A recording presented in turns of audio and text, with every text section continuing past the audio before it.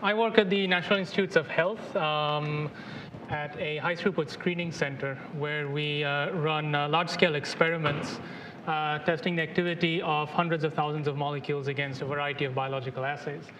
And because of the scale, this involves robots, which I will talk about in a sec. And a lot of the analysis involves predictive modeling, simulations.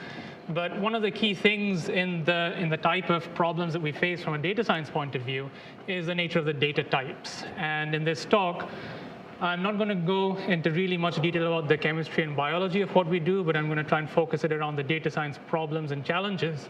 And where R comes into this, there'll be a bit of code on the slides. And how the data types represent the types of problems that we're interested in, and how we can tackle them from a data science point of view. So where I work, we're really doing preclinical drug discovery. And the line at the top shows the various stages that go in the development of a drug. And my role is primarily in the lead discovery stage, where we run a high throughput screen. So what this involves is you first develop an experiment or an assay that gets optimized on really small numbers of compounds, say tens to maybe a few hundreds. You then develop a primary screen, which is very large scale. So this involves 500,000 compounds, runs for multiple weeks, and is nearly fully automated. After that, you look at the results of those 500,000 compounds. You then identify a small subset, and then you run them in slower and more expensive tests. And then using those results, you then do more chemistry and biology. So the point where data really starts coming out is at the primary screen, and that's a lot of the data that we use to make decisions down the line. So because of the scale of this type of research, you have to automate it. It doesn't really, well, you could use grad students, but they would probably revolt very quickly. So when we're talking about screening 500,000 molecules, we have a number of robotic setups. And fundamentally, the goal of the robots plus the compounds plus the time and effort that goes into this is to find modulators of biological systems. So this could range from something such as finding a drug that kills malarial parasites more efficiently than what's available, or it may be finding a small molecule that binds to a target that we know is involved in some disease. So naively, when I joined the center, I thought maybe I'm going to work with something as cool as this, these types of robots. It was a bit of a letdown instead to work with this. But as you might expect, this is actually much more reliable than those two in the previous slide. So the way we're set up is that we have a platform where we have multiple instances of these robotic arms that interact with various instruments, plate handlers, plate readers, and so on. And it's possible to program these robots to essentially perform a sequence of tasks. So much of the workflow that I work with doesn't involve working with the robots directly. There have been some cases where we are able to change the robot's actions on the fly based on the type of data that comes in. But that's a sort of side topic that I won't be going on today.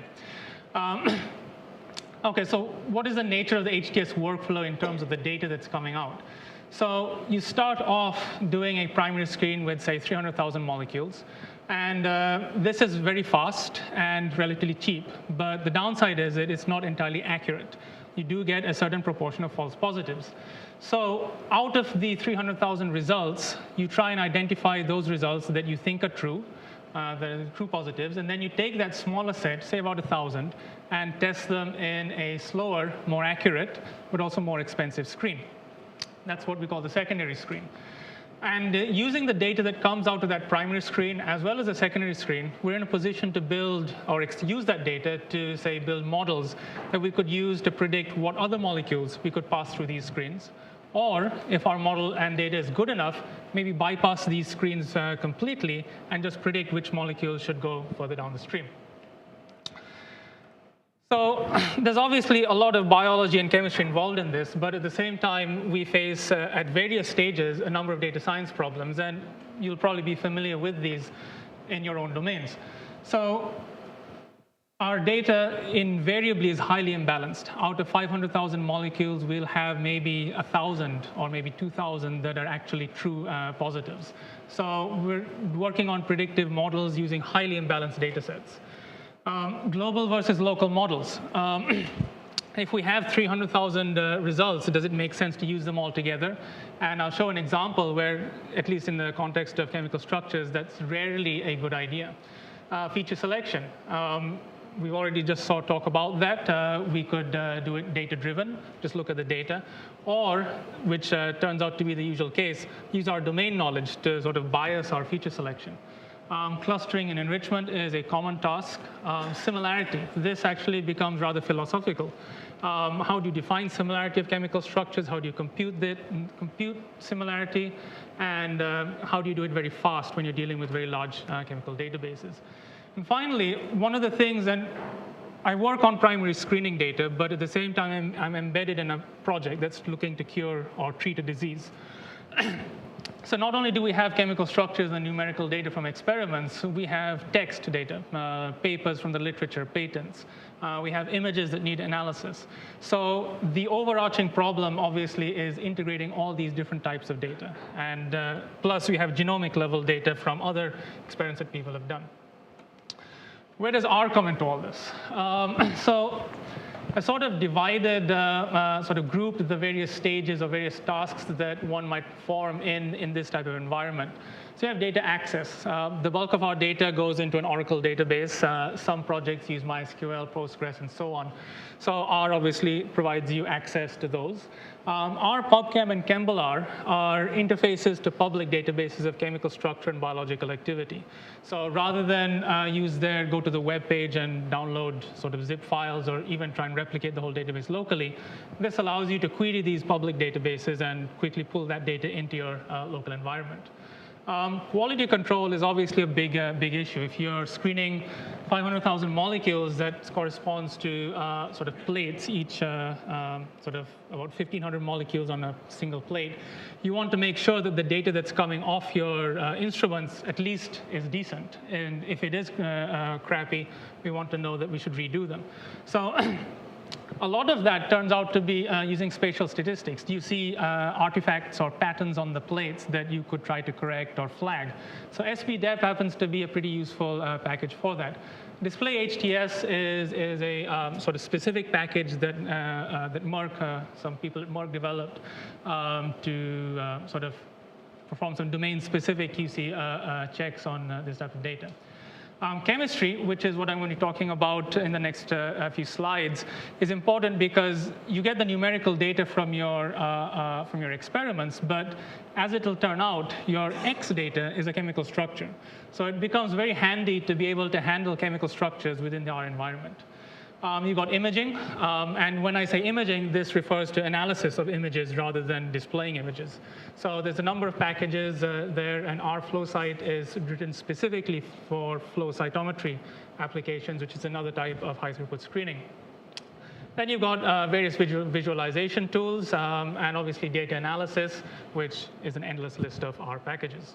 For stuff or for people interested or working in the area of chemistry and physics and interested in using R, the ChemPhys CRAN task view is a very useful resource for listing the packages that are relevant in this area. Okay. So when I started out, one of the key things that I mentioned was that the data types that show up in this type of work really drives the types of analysis that you'll do and how you do them. So, okay, the graphs aren't too great here, but the simplest data point is you have one compound or one molecule, and you have one readout for it. That's what we call single point. So it's essentially observations and one Y vector of responses. We can then extend that to what we call dose response, where a molecule is tested at different concentrations. So now you have one molecule, but a set of XY pairs, the dose and the response at that dose. So you could work with that data as that sort of two-column data up there. But more often than not, what we'll do is try to fit a curve to this type of data. And the result of this is we usually fit a logistic curve shown here using 4 parameters. So the result of this is that the compound is described by 4 parameters of this equation. And then you can work with that. If, on the other hand, you are taking pictures of cells, you can then apply image analysis methods. And for each compound, you can generate tens to hundreds of possible features. These would correspond to things like the shape of a cell, or how round is the cell, or the area of the cell, and so on. So these are measured observations, but invariably you wouldn't use these all as like a huge Y matrix, though I mean you could if you wanted to. So this data type actually shows up on the independent variable side as well as the dependent variable side, depending on the problem. And you can obviously make this more complex by doing this at multiple doses, as we saw before. And one of the last data types that I'm also going to talk about a little later is what we call combinations. All of the preceding data types are associated with one compound or one molecule. But there's a lot of diseases, such as malaria, cancer, HIV, where the sort of standard of treatment involves multiple drugs at the same time.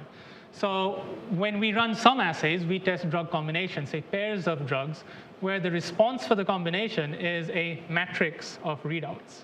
So the observation is now a drug pair, and your response is a matrix, or what we call a response surface. You could simplify that and reduce the whole matrix to a single number. That would make your job a lot easier. But you could also just treat the matrix as a first-class object and try and devise ways to do your analysis using that. OK, so all those essentially represent your dependent variable, the Y, in your modeling and analyses. What about the independent variables? Now, the whole premise of this that sort of drives these types of experiments as well as analysis of these experiments is that your activity is a function of chemical structure. This is not really a useful thing if you're now trying to do some sort of numerical modeling. So what we want to do is to convert this chemical structure on the left to some sort of numerical form, as you can see on the right. So how do you quantify a chemical structure? And this is one of the sources of problems in this field is you can do it in hundreds and thousands of ways. So you could look at the chemical structure as just a simple graph and compute topological invariance. You can apply quantum mechanics and do complex calculations to get charges and stuff like that. You could compute a 3D surface and compute invariance of the 3D surface. And finally, one representation that I'll use in a few slides later is the notion of a fingerprint, which is a binary string representation of a chemical structure, where each bit in one class of fingerprint, at least, corresponds to specific chemical structures. So the two boxes that I've highlighted there, the carbonyl on the bottom corresponds to a specific bit position. Any molecule that has a carbonyl group will have one at that bit position, and so on. So I won't digress by going too much into the notion of how you generate these features from a chemical structure. Safe to say that there are a lot of open source as well as commercial libraries that will let you do this. Now, most of these are either Java or C++ with Python bindings. Given that I work in R, my motivation has been to try and do all of this in R rather than go out of it and import CSVs and so on. So on the R side of things, there are two packages, ChemMiner and RCDK, that wrap essentially two different cheminformatics libraries for this. The rest of this talk will focus on the RCDK library, which is up on CRAN. So has anybody used the RJava package? OK. If you use the RJava package interface with Java libraries, it becomes very unwieldy. And it's definitely not idiomatic R if you have to really write low-level Java in R. So the goal of the RCDK library has been to make it idiomatic R. And it hides a lot of the details of the Java language inside it. So what it does is provide input-output support for a variety of chemical file formats. Manipulate the atoms, bonds, and molecules, the objects that represent or make up a molecule. And for the purposes of our modeling, generate these molecular descriptors and fingerprints that are the features of a chemical structure. And here's some example code where you can either parse in what we call a SMILE string, that's a text representation of a molecule, or you can load a set of chemical structures over the web that's located somewhere. Because this is a wrapper around a Java library, what you get back is a reference to a Java object, which example is shown here. So clearly, this is not really useful, at least to look at or do much with. And in fact, you can't really work with this manually. You can't do a whole lot with it. So really the way to work with these objects is via direct ArcJava or the RCDK library. One of the downsides of this is that you can't really serialize these types of objects to a RDA file, at least very easily. There is a workaround, but it's very unwieldy. So that's one of the downsides, is that if you're working on a project and you prefer to save the whole state in one RDA file, you would lose out on the Java objects that make up your project. Okay, so at this point, we know we have these chemical structures. We now have a library that lets us manipulate these. So it's pretty straightforward to then calculate a bunch of numerical features. You load in your molecules. You then determine the type of descriptors that you would like to calculate from your chemical structure, and then you just evaluate them. And the end result of those three commands up at the top is a data frame with the molecules in the rows and however many descriptors have been calculated. And it is possible that some of these will be undefined because of the nature of the descriptors. So you get NAs where relevant.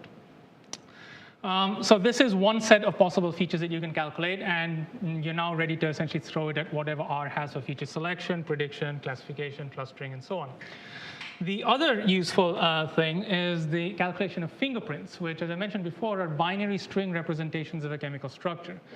One of the nice things about these is that they are objectively defined. If you look in the literature, there are a number of fingerprint definitions, but they're defined. You don't go and say that this is my version of the max key and that's your version of the max key. Everybody knows what a max key is. They're also very fast to calculate, and while they have utility in prediction and sort of predictive modeling, they're also very useful for searching, because it's, especially if you're writing in low-level C or C++, comparison of binary strings can be highly optimized. So that makes searching large databases and filtering large databases using fingerprints extremely handy.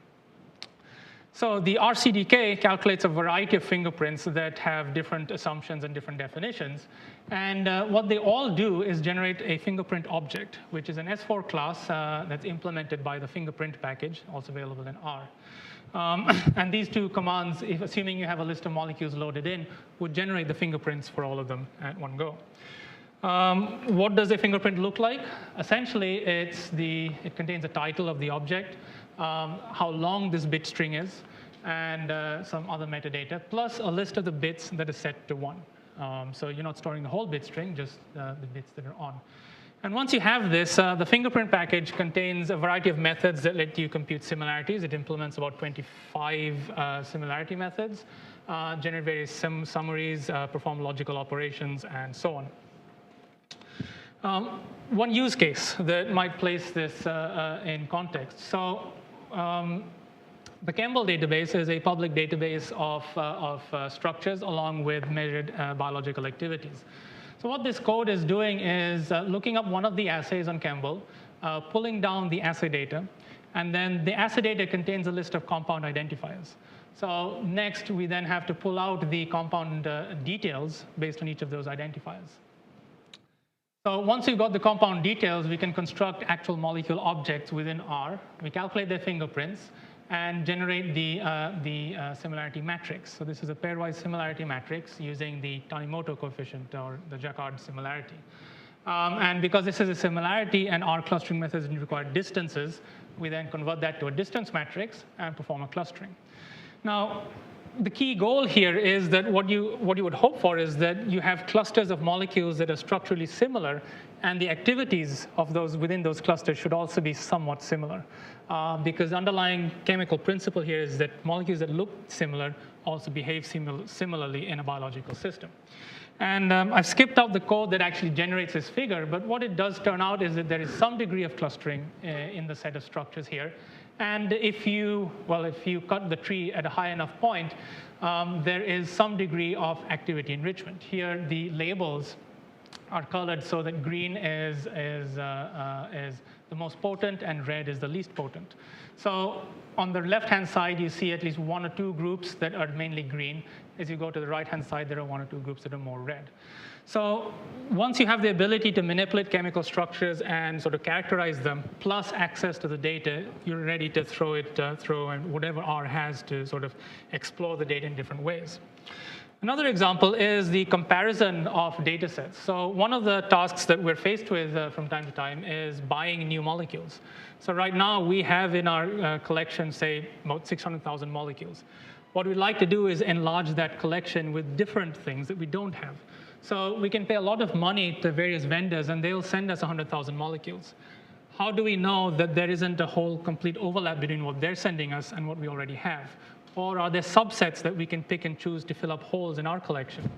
So it turns out fingerprints can be used for that. So the naive way might be to compare every molecule we have with every molecule they're providing us.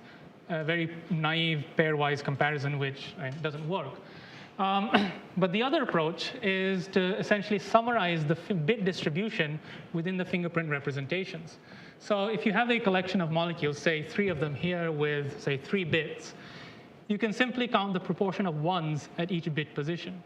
And what this does is it reduces your whole data set to a single vector, where each element of that vector is the proportion of ones at that position. And if you plot it, it looks like something like this, which I call a bit spectrum by analogy with the spectra that you get from spectroscopes. But the thing is that it characterizes the distribution of bits in that data set. And one would hope that if your data set is very different, according to that fingerprint definition, then the spectra will also be different. So what this allows us to do now is to compare 2 data sets in ON time, because now all we're doing is comparing these 2 bit spectra vector. So as an example, we have some solubility data that is about, I think, 35,000 molecules, of which 800 are highly soluble and the rest are not really soluble.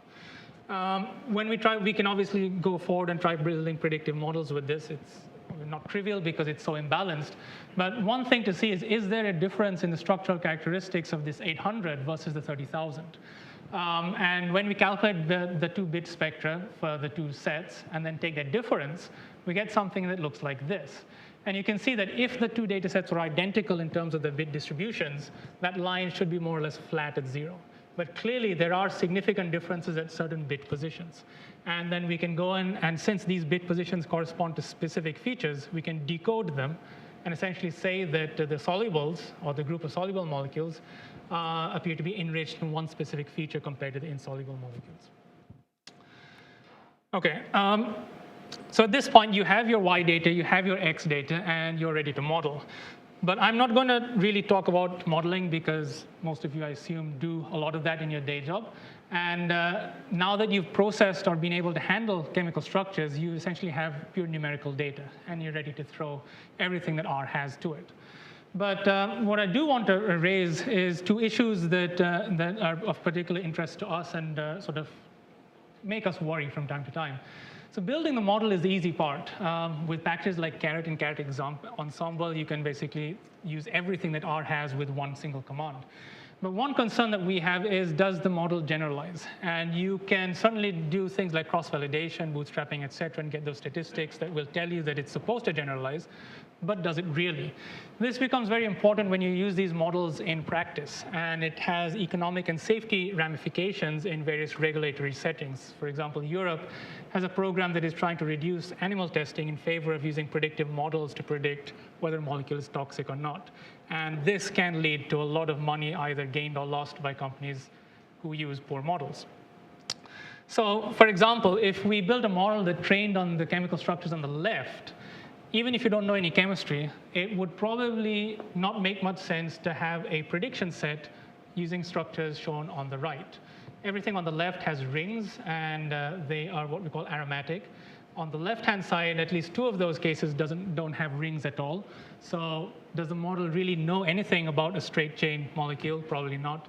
One of them has a ring, so maybe it's OK, but it's not aromatic. It's still different from all the rest. So one of the key things that we consider when building models is, how do we define this domain of applicability? How far or how dissimilar to the training set should we go to, or should we be, before we say the prediction is meaningless or nonsense? And again, there are a variety of ways to do this. You compute the distance, some average distance of the training set in your feature space. You construct a convex hull around your feature space. Are you inside or outside? or even compare bit spectra if those fingerprints were what you built your model with. And another point that I alluded to in the beginning was the issue of global versus local models.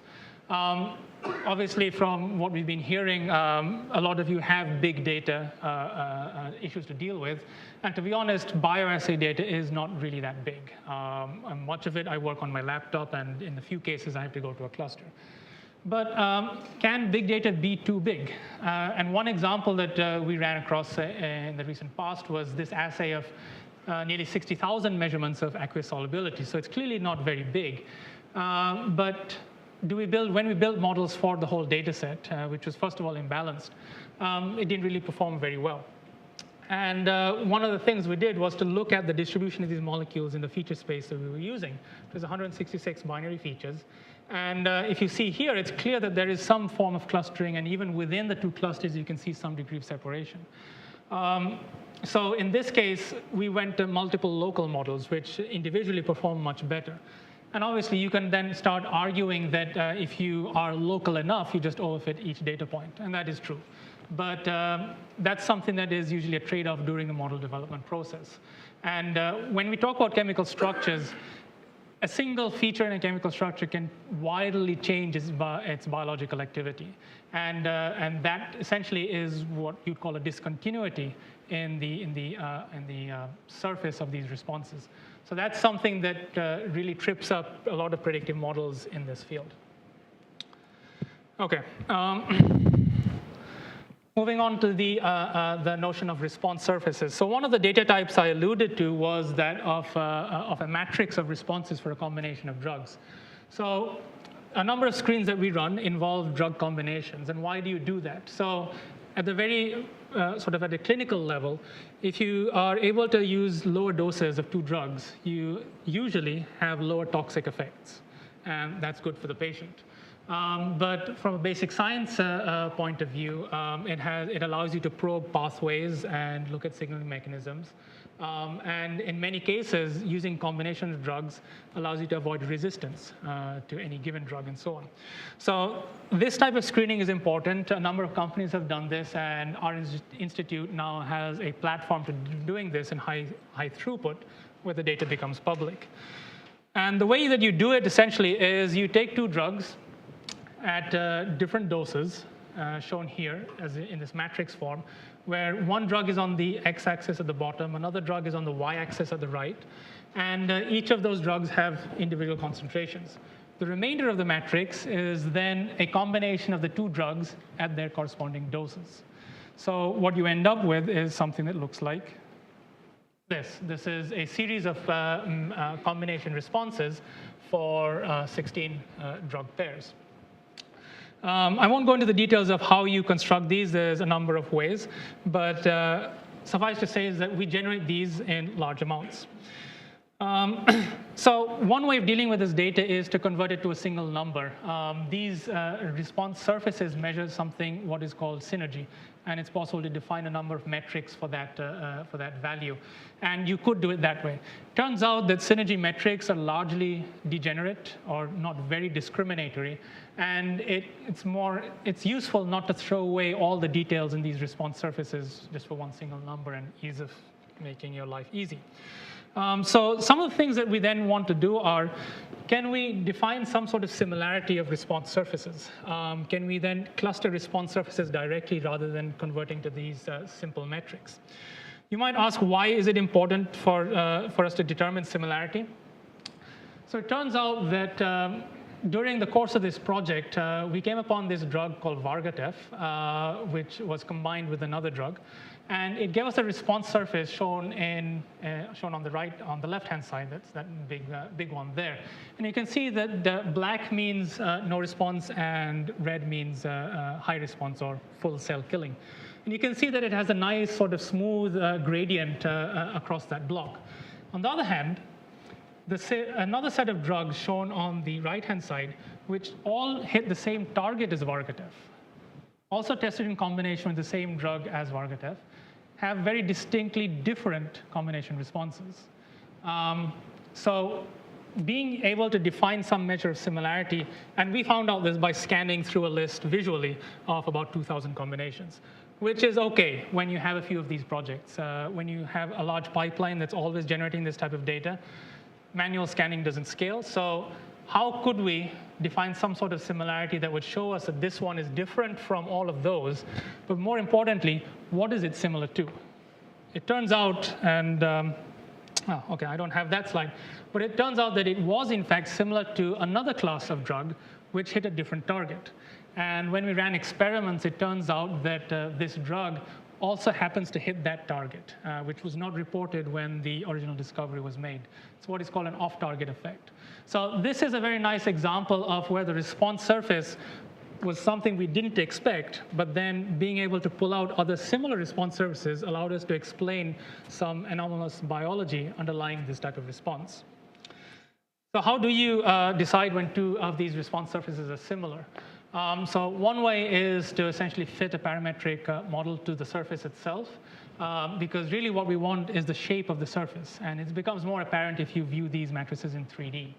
Or, because I don't like parameters, because that means more work in selecting them and validating them, can we look at distributions of responses? So one way would be just to unroll this matrix and do something like a Kolmogorov-Smirnov test. But the problem with that is that it's essentially a 1D test, and it leads to a lot of degeneracy. It turns out that the ecology folks have done the work for us.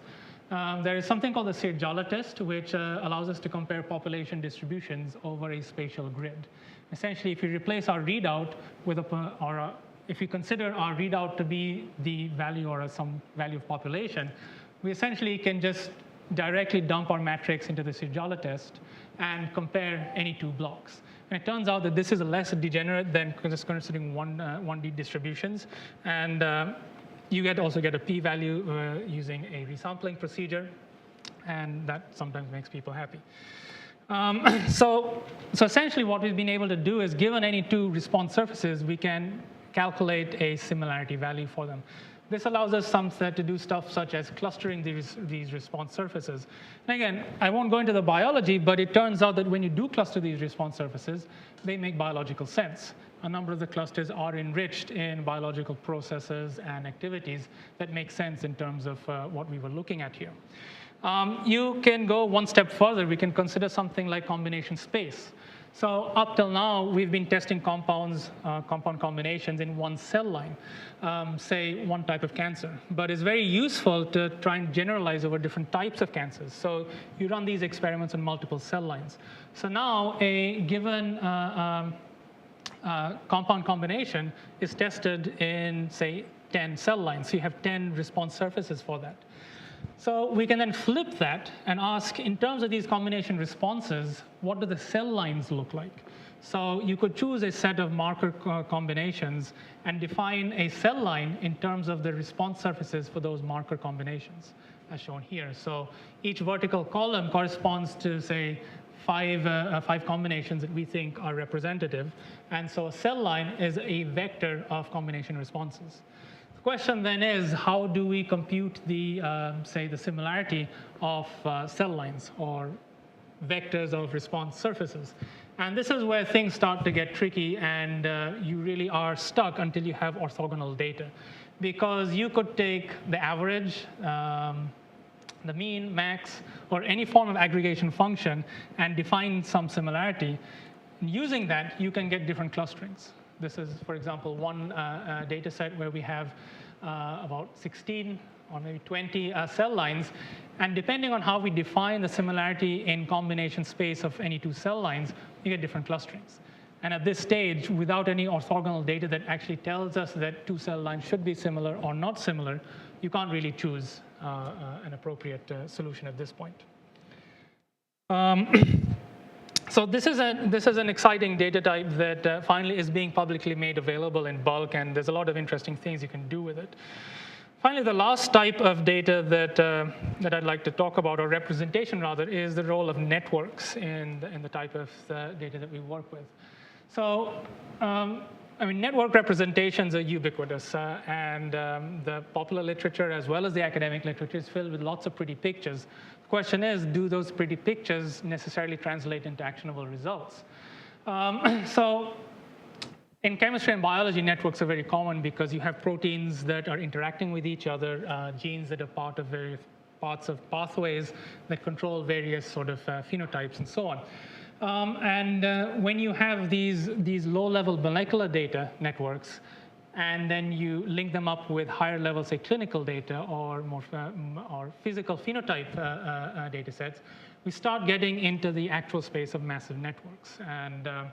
And examples include adverse events. The FDA recently exposed their adverse event database via an API that lets you get access to this. And there's been an analysis last year or the year before by Cloudera that, again, looked at this type of data, and it started getting relatively large. In the case of high throughput sequencing and the scale at which I work, there's a lot of scope for network type analyses. Again, I won't go into the details here because those sort of start getting specific or get into the specifics of structure-activity relationships and so on. But one of the key things there is that it's focused on smaller data sets. So one of the drivers for network representation is obviously it looks nice, and you can generate different sort of characterizations of your data set. But one of the key drivers is to make this type of data accessible in bulk to a chemist, someone who probably doesn't want to scroll through a 1,000-row Excel spreadsheet, but hopefully a network representation, such as the stuff that I've shown up there, does allow them to focus on relevant details of the chemistry that's going on. And again, this is something that we employ on a case-by-case basis on relatively small scales. And we have sort of ideas where we could generate really large-scale networks and then, say, throw stuff at, say, Hadoop or Giraffe and so on. But it's not as common as one might think. So obviously, once you have this type of data, you can start doing a lot of analyses on these.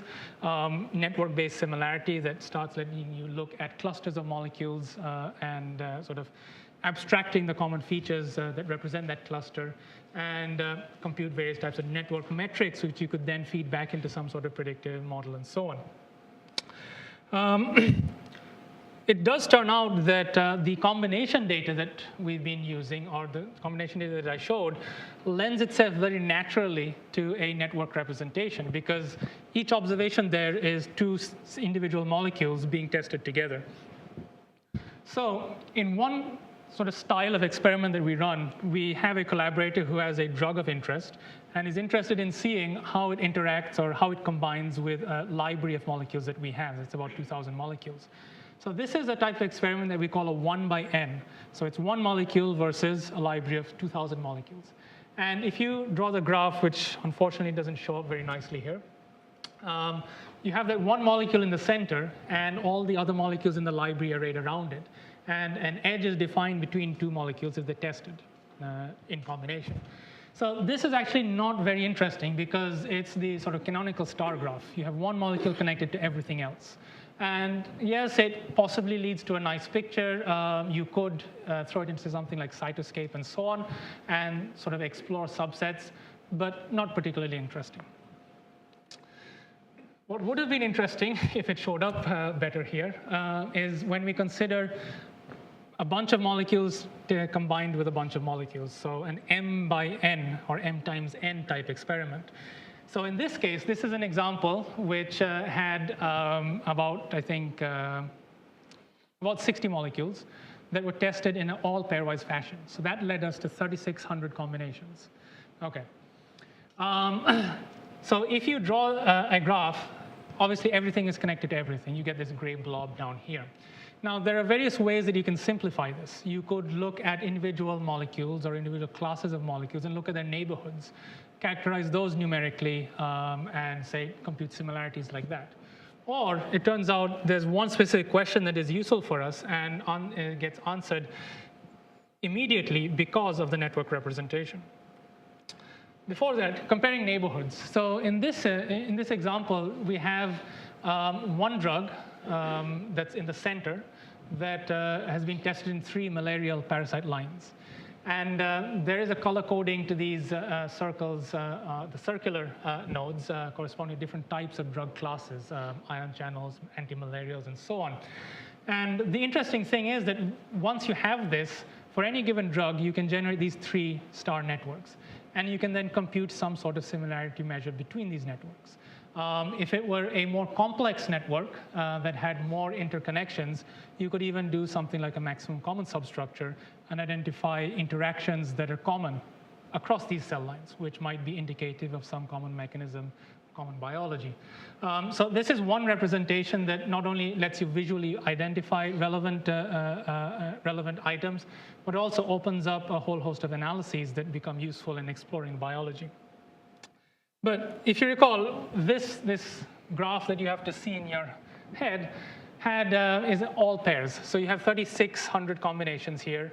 And if I were to ask the question, can you find the set of combinations that are the most synergistic, sort of the most potent in this set? Okay, that can't be answered trivially by ordering a table. And it turns out that you can do that using a sequence of operations, but the minimum spanning tree of this graph answers that question directly. Because if you use the weight or apply the weights on the edges equal to some synergy metric, then the minimum spanning tree will identify the subgraph that minimizes that set of weights. And translated to the physical problem, that essentially minimizes the synergy metric, which identifies the most synergistic compounds or combinations. And again, it's unfortunate it didn't show up very nicely here, but it actually makes very nice biological sense because we find these clusters of compounds that are antimalarials that interact with ion channels, which that interaction is known in the literature. And the biology underlying that type of interaction is also known. And this is a thing that immediately pops up from this. So as our sort of screening protocol increases or grows over time, we start doing these types of combination screens where we have m by n screens. And rather than, well, we provide tabular views of this, obviously, so that people can scroll through it. But it turns out the network analyses or network representation for this data type, at least, lets us answer some questions very rapidly without going through the hassle of trying to slice and dice a tabular view. So that brings me to my last slide. And just in summary, the HTS workflow generates a lot of data. It's certainly not big data, but what I'd call heterogeneous data. There's a lot of different data types that require different types of analyses. And R plays a role at several stages, from data access, data management, data wrangling, data analysis, and obviously visualization. And while over the years, we've seen that it's very nice to have access to cutting-edge predictive models and clustering and methods and all that. In the end, it's the representation of our objects that is the key driver. If the representation is poor, it doesn't really matter what type of model you throw at it. You still get crap out. And thank you for your time.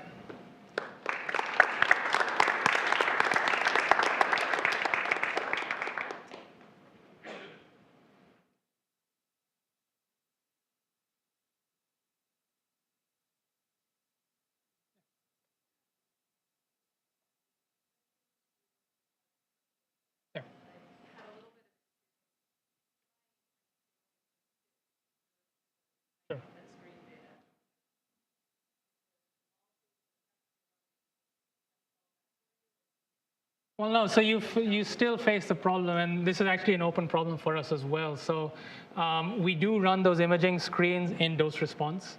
So we get images for a given molecule, we'll get an image at different concentrations. So each image gives you, say, let's say 10 variables or 10 readouts. The way our biologists work is they have a readout that they like. And so they ignore 9 out of 10. And it boils down to the usual case. The method that I have tended to sort of approach is, for example, you have your positive and negative controls, and you build a classifier using all the readouts to classify negative and positive. And if you're using something like LDA, if your model validates well, you then essentially use the LDA projection to convert those 10 readouts to 1 readout. So you could also use PCA if you wanted, something like that. So essentially, you're doing the dimension reduction of those 10 readouts to 1 and then fitting your curve. Oh, it definitely gives you smoother curves. The problem is, what does it mean? Because now you can't say that like your cell size is decreasing or increasing. It's some mixture of something.